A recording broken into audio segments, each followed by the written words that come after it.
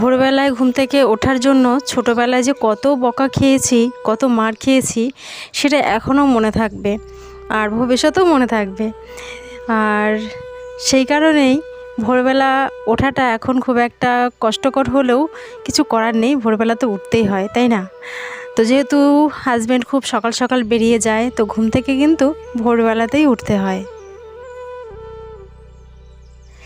Good morning বন্ধুরা, কেমন আছো? আশা করি সবাই সুস্থ আছো, ভালো আছো। আমি মিতালি, আমার নতুন একটা ব্লগে সকলকে স্বাগত।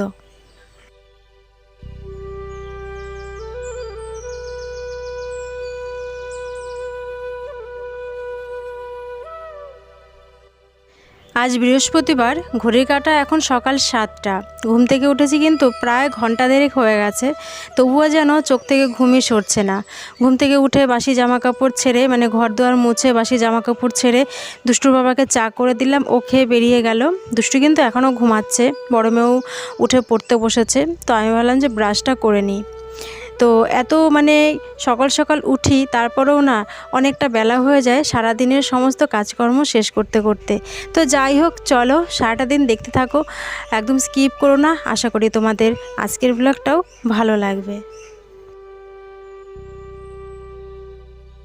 দেখো, ব্রাশ করতে করতে রাস্তায় একটু এলাম, দেখি যে এখানটায় একটা কাকুই বলবো আর কি, কলা গাছ কাটছে, বিচে কলা, থোড় আর মোচা বার করছে। তো ভাবলাম এখান থেকে একটুখানি থোড় নিই, একদম টাটকা টাটকা তো। আর মোচাগুলো জাস্ট একটু দেখো কত বড়। তো আমি আবার জিজ্ঞেস করলাম যে মোচাগুলো কত করে যাবে বাজারে, বলছে 60 টাকা। এই যে কত বড় মোচা, দেখো দুটো মোচা আছে, ওইদিকে একটা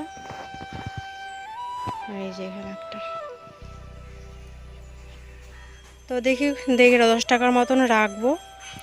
আর মোচাটা দেখে আমার খুব ভালো লাগছে, এত বড় মোচা আমাদের বাড়িতেও হয়, জানো তো। আমাদের বাড়িতে বিচে কলার মোচা, কিন্তু এরকমই বড় হয়। তো দেখো বন্ধুরা, থোড় কিভাবে বার করতে হয় কলা গাছ থেকে, তোমরা হয়তো অনেকেই যারা গ্রামে থাকো তারা জানো, কিন্তু অনেকেই হয়তো শহরে থাকো জানো না যে থোড় কিভাবে বার করা হয় কলা গাছ থেকে। তো দেখো, প্রথমে গাছটাকে কেটে 2 টুকরো করেছে, তারপরে হচ্ছে মোচাটাকে আগে ভ্যানে রেখে আসলো যাতে মোচাটার দাগ না লেগে যায়। তারপরে দেখো কলা গাছের যে এক একটা, যেটাকে কি বলে ঠিক আমার এখন মনে পড়ছে না, তো সেইগুলো দেখো ছাড়িয়ে তারপরে যে ভেতর থেকে থোড়টাকে বার করছে। তো আমি আবার একটুখানি চিমটি কেটে দেখলাম যে নরম কিনা, যেহেতু গোড়ার দিকটা, তো আমাকে এই যে এই সাইড থেকে দিল। হ্যাঁ, এরকম করে রাখবো। তো 10 টাকার থোড় নিলাম, আর ওই কাকুটা বলছে যে সোজা করে রাখবে না, তাহলে কিন্তু থোড় শক্ত হয়ে যাবে, শুয়ে রাখতে হবে আর কি।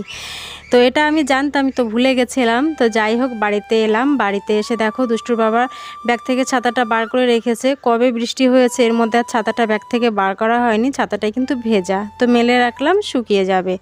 তারপর দেখো গতকালের কিছু জামা কাপড় যেগুলো শুকায়নি, একটু বেলার দিকেই কেচেছিলাম না, শুকায়নি।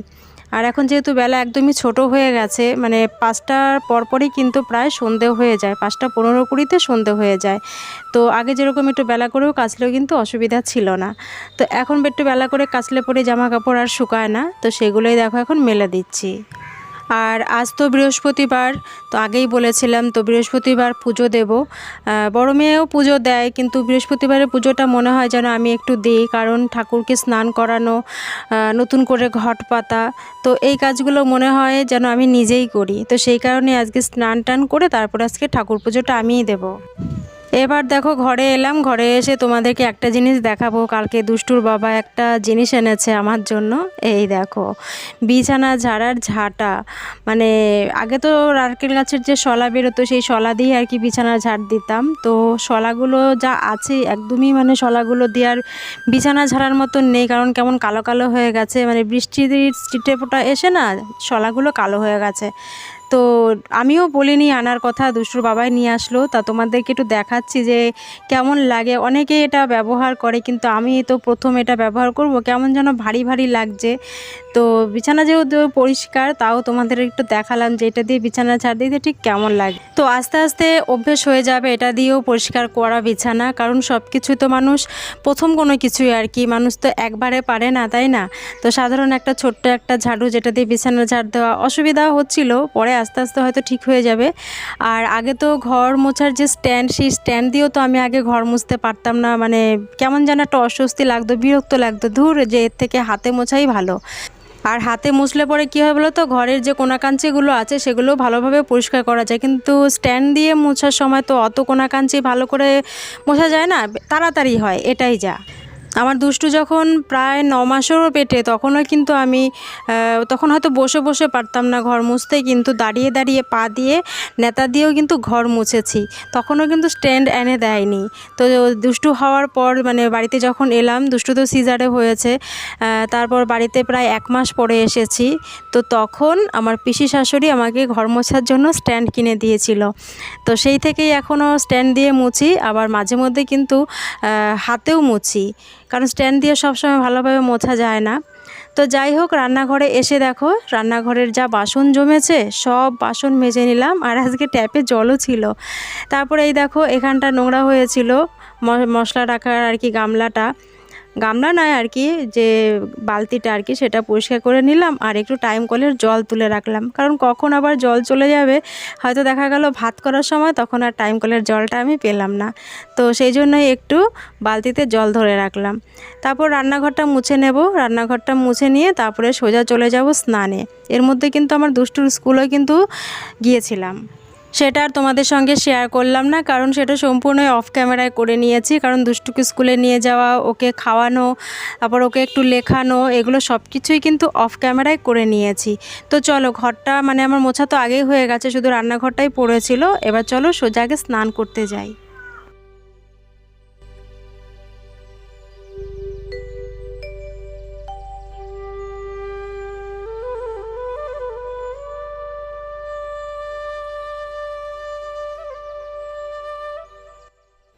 তো স্নান টান সেরে দেখো একদম আলতা পরে নিয়েছি, যেহেতু বৃহস্পতিবার, আলতা আমি তো বৃহস্পতিবারে পরি, তোমরা তো জানোই সেটা। তো গাছের দেখো ফুল তুলে নিচ্ছি, আর আজকে না গাছে একদমই ফুল নেই, বৃহস্পতিবার কোথায় সাজি ভর্তি ফুল থাকবে, তো দেখো একদম ফুল নেই।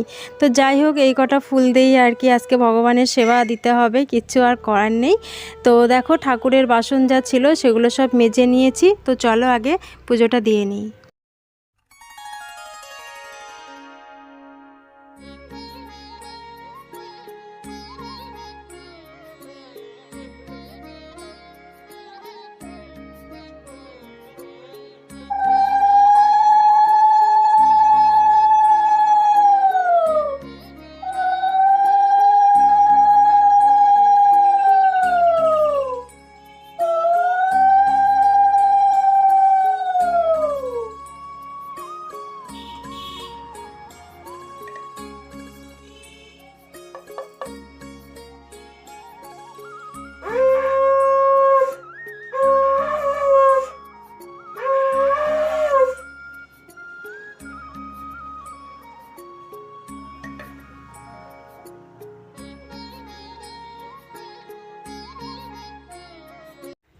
আর বৃহস্পতিবারের পুজোটা দিতে অনেকটা সময় লাগে, কিন্তু কি বলতো, অতটা সময় ধরে যদি আমি পুজোর ভিডিও দেখাই তাহলে না ব্লগটা অনেকটাই বড় হয়ে যাবে।